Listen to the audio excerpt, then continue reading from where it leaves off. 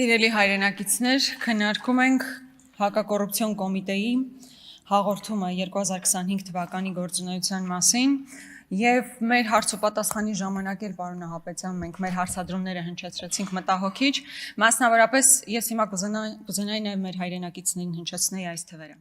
Փաստորեն 2025 թվականի ընթացքում ավարտին է հասցվել 890 վարույթ, որոնցից 617-ը կարճվել է, բացարձակ մեծամասնությունը գործերի հարուցված ուղղակի կարճվել են։ Այսինքն այն ժամանակահատվածում, երբ քրեական գործերը այսպես հարուցվում են, հետո հրապարակայնացվում են, այսպես մեծ միֆեր են կառուցվում, դրանց հետո բացարձակ մեծամասնությունը հենց այդ փուլում կարճվում է, որևէ ստատիստիկա նույնիսկ դուք չունեք, պարոն Նահապետյան, թե ինչ վախճան են ունում այդ գործերը, երբ հասնում են դատարան։ Սա շատ ցավոք մտահոգիչ արձանագրումներ են։ Հաջորդ հանգամանքը, որ ես ուզում եմ առանձնացնել, ուրեմն պարզվում է, սիրելի հայրենակիցներ, որ այդքան ասում են թալանածը վերադարձնում ենք։ Պարզվում է 2025 թվականին պետությանը վերադարձվել է 1 միլիարդ 600 միլիոն ՀՀ դրամ։ Առավոտից երեկո խոսում են թալանի վերադարձի մասին, միայն 2025 թվականին պարգևավճար է ստացել կառավարությունը 3 միլիարդից ավել։ Իսկ այսպես կոչված թալանից վերադարձվել է ընդամենը 1 միլիարդ 600-ը։ Այսինքն 1 միլիարդ 600 ստացել են, 2 անգամ ավել միայն կառավարությունը պարգևավճար է ստացել։ Ես էլ չեմ ասում օրենսդիր մարմնին տրված պարգևավճարները եւ մնացած հաստատություններում։ Սա ես ձեր զեկույցից եմ նշում 1 միլիարդ 600։ Ինչպես։ Հա։ Եթե թվերի հետ կապված որոշակի խնդիր կա, ես առաջարկում եմ, որ դուք բարձրաբանենք։ Հաջորդը։ Տիկին Հակոբյան, կարծես թե նաև հանձնաժողովի նիստում քննարկվեց մոնումենտների դղյակի հարցը։ Իրականում ես ուղղակի ապշում եմ, տարիներ շարունակ, մինչև իշխանության գալը խոսել մոնումենտի դղյակներից, իշխանության լինել 8 տարի էլի խոսել մոնումենտի դղյակներից, այմարդ իշխանությունը ձեր ձեռքը չի, բա ինչով եք զբաղված, եկել եք ում վրա եք մունատ գալիս, հաջորդը, բա եկեք այդ մոնումենտի դղյակներից, մի հատ հետաքրքիր դեպք հիշենք, Հովիկ Աբրահամյանի դղյակը։ Հովիկ Աբրահամյանի դղյակը որպես օրինակ վերցնելով գալ իշխանության, բա տեսեք ինչ դղյակներ են նախկիներն իրենց համար կառուցել։ Ինչ եղավ այդ դղյակի հետ։ Կալանքի տակ էր դրված, մի քանի ժամում կալանքը հանեցին, ձեր սրտի օլիգարխը գնեց ու նորից դրվեց կալանքի։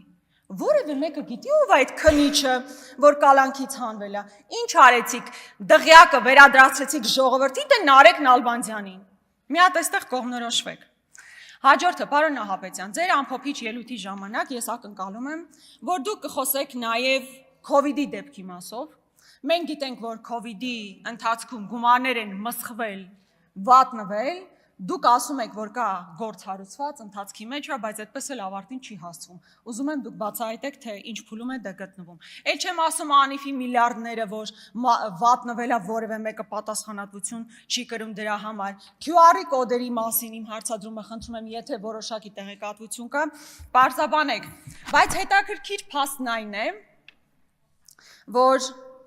օրինակ, եթե Միքայել Աճապահյանի դեպքով գործը հարուցվում է, արագ միանգամից վճիռը կայացվում է, դատապարտվում է։ Բայց COVID լինի, անիֆ լինի, իշխանության հետ փոխկապակցված որևէ խոշոր մսխում լինի, տարիներով այդպես գնում է, անիֆը քանի տարի քննեցիք, որ 1-2 հոգի մեղադրյալ ներգրավեցիք ընդամենը։ Ես Infocom-ի հրապարակումը, կարծում եմ, եթե հարցադրումից հետո պարոն Նահապետյան, կարծում եմ ճիշտ կլիներ, որ դուք գոնե տեղյակ լինեիք այդ հրապարակման մասին, որտեղ բազմաթիվ գործարարներ, այդ ում նախկինում հայտնի գործարարներ, ում դեմ պայքարում էր Նիկոլ Փաշինյանը,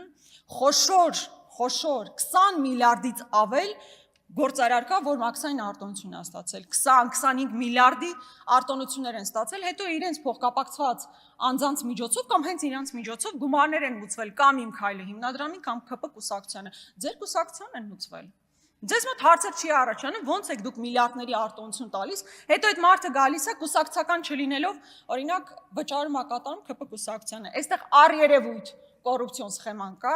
եւ հակակոռուպցիոն կոմիտեն պետք է զբաղվի այդ հարցով։ Մեկ անձից գնումների մասին ստատիստիկա բերեց Տիկին Ջուլհակյանը, բայց ամեն դեպքում սա չի կարող մտահոգիչ չլինել։ Օրինակ, երբ ամեն նոր տարի մեկ անձից գնում է իրականացում միջոցառում կազմակերպելու համար, ի վերջո բոլորս գիտենք, չէ, նոր տարին միշտ դեկտեմբերի 31-ին է գալիս, ուրիշ օր չի գալիս։ Կամ անկախության օրը միշտ սեպտեմբերի 21-ն է, այդ օրը չի փոխվում։ Խի պետք է մեկ անձից գնումներով այդ բոլոր միջոցառումները կազմակերպեն։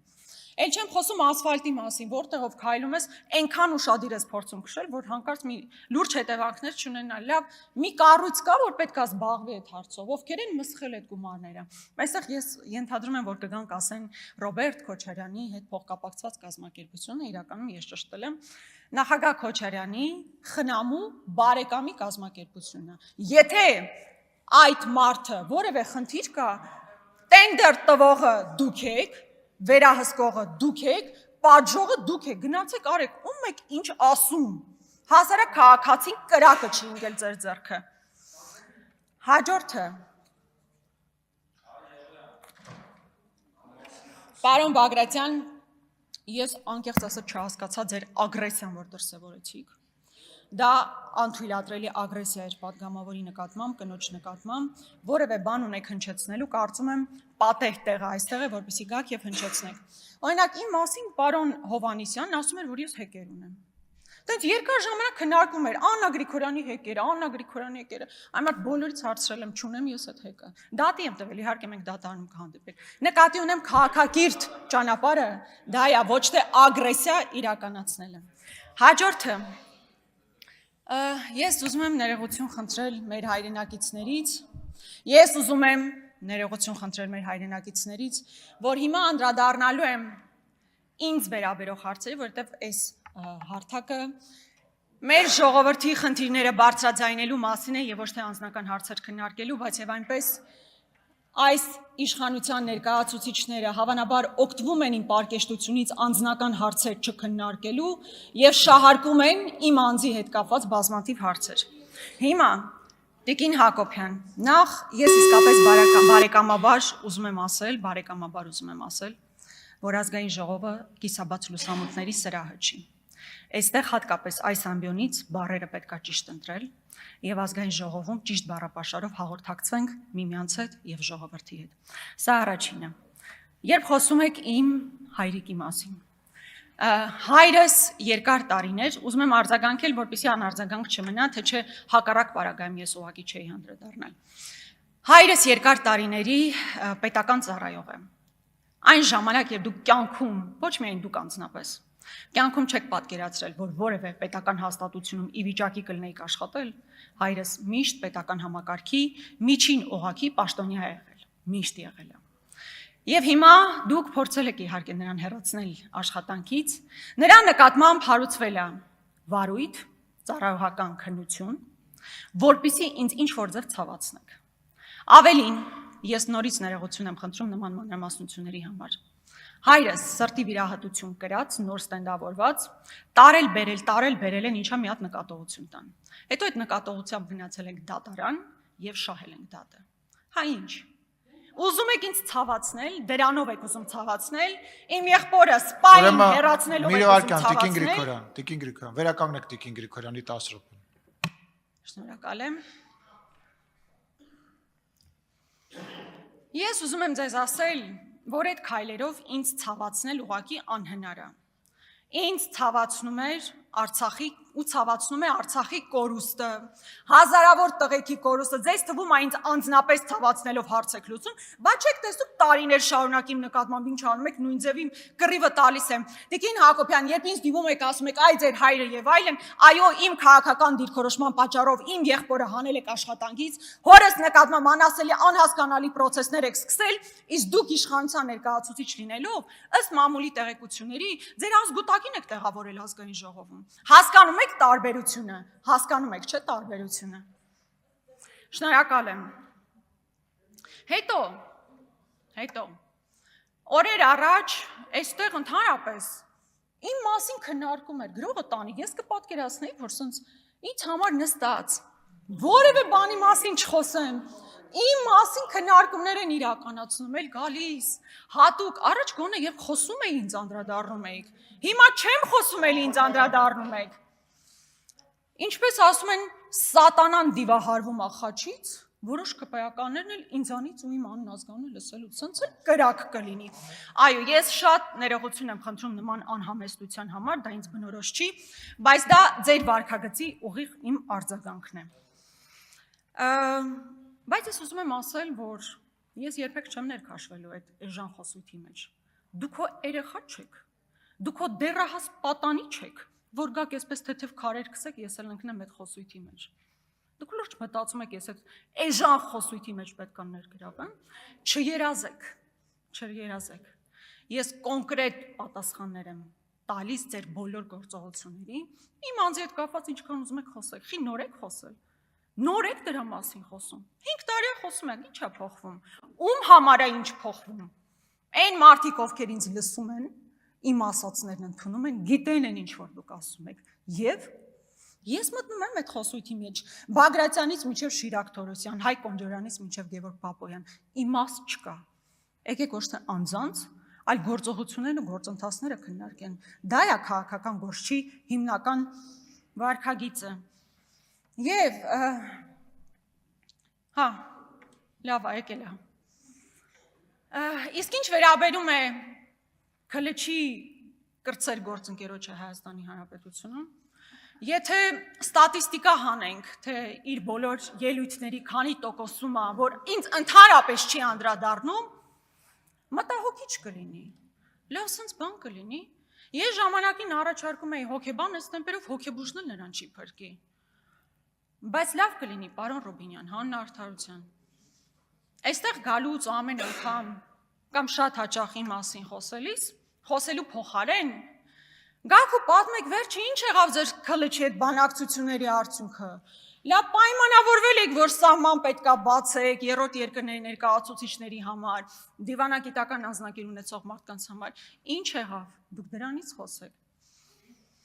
Բայց, սիրելի հայրենակիցներ, ես ուզում եմ ասել, որ շատ բնական եւ հասկանալի է այն աժոտաժը եւ ագրեսիան, որ կա այսօր քաղաքական մեծամասնության մոտ։ Ի վերջո գալիք ընտրություններ են սպասվում, շատ լավ գիտակցում են, որ 50 գումարած մեկ մեծամասնություն որևէ պարագայում չեն կարողանում ստանալ, եւ կա անդիմություն, որ հավաքական առումով շատ ավելի շատ ձայներ է հավաքելու, այսպես ցնցումների մեջ են ընկել, ոչինչ, հանգստացեք։ Բոլոր գործողությունների համար մարդիկ պատասխան են տալիս։ Աստծո առաջ, ժողովրդի առաջ։ Իմիջայլոց Ռուբինյանը մի խոսք էր ասում իր վերջի ելույթում։ Ասում է, ընդդիմությունը պետք է իր խոսքերի եւ արածների համար պատասխան տա։ Բա դուք երբեք պատասխան տալու մի ամբողջ հայրենիք կործանելու համար, հազարավոր տղաների կյանքը խորտակելու համար, մեր այն հայրենակիցների համար, ովքեր հիմա գտնվում են Բաքվի բանտում, բայց երբ հարցը հնչեցնում եմ, այդ երբ հարցը պատասխան ունի, սիրելի հայրենակիցներ, 26 թվականի ընտրություններն են, գալիք ընտրություններն են, շատ բան չի մնացել։ Պետք է զինվել համբերությամբ, տոկունությամբ, հստակ գիտակցումով, որ իրավիճակ է փոխվելու եւ որևէ ագրեսիայի չտրվել, որևէ սադրանքի չտրվել։ Անիմաստ գործ է։ Այնպես որ զինվենք համբերությամբ, մինչեւ առաջիկայում իրական իրավիճակ փոխվի։ Շնորհակալ եմ։